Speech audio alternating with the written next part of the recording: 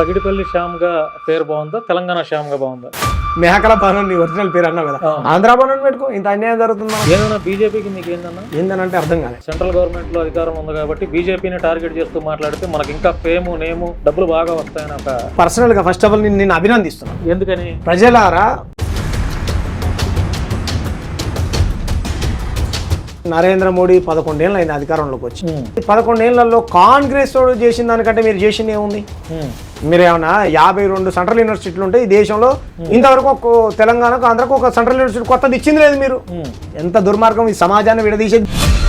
ఒక క్రైస్తవ పాస్టర్ ప్రవీణ్ పగడాల గారి మరణం 2 తెలుగు రాష్ట్రాల్లో ఉన్నటువంటి క్రైస్తవులంతా అది హత్య అని చెప్పి ఇప్పటికీ ఉద్యమాలు జరుగుతున్నాయి. చనిపోవడం కంటే ముందే ఆయన తాగి చనిపోయాడు. తాపించింది మీరేనా? లేదా ఆయన యాక్సిడెంట్ జరిపోయిన అంటే చేపించింది మీరేనా? అంటే మీరేనా ప్లాన్ చేసింది? అంటే గతంలో మీరు ఫాస్టర్లను చంపిన దాఖలాలు లేవా ఆర్ఎస్ఎస్ వాళ్ళు? మీ దొంగతనాలు మొత్తం శ్రీరామచంద్రుడికి కూడా తెలుసు. దేవుడి పేరు మీద వ్యాపారం చేసే దొంగలు వీళ్ళు. మీరు సోయి ఉండే మాట్లాడుతున్నా. మీ ధైర్యం ఏందన్నా? ఒక్కటి బాను, మీ అమ్మ ఎన్ని కేసులు ఉన్నాయన్న ఇప్పటిదాకా మీ మీద? ఒళ్ళు పెట్టారులే కానీ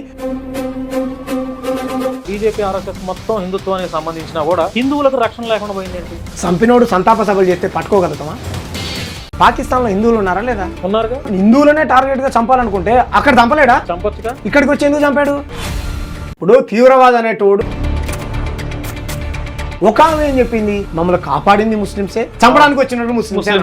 ఏ రకంగా చూద్దాం? ఆంధ్రప్రదేశ్ ఉప ముఖ్యమంత్రి పవన్ కళ్యాణ్ గారి నియోజకవర్గంలో దళితుల గ్రామ బహిష్కరణ జరిగింది. విన్నాను. ఏమంటారన్న దాని మీద? మరి అక్కడ ఉన్నటువంటి దేశభక్తుడు, సనాతనవాది, హిందువులు, ముస్లింలు, క్రైస్తవులు ఎందుకు పోలే పైల్వాన్? దండం పెడుతున్న ఆంధ్రాలో ఉన్నటువంటి దళిత ప్రజల ఈ దొంగల్ని నమ్మకండి, వీళ్ళకి ఓట్లు వేయకండి.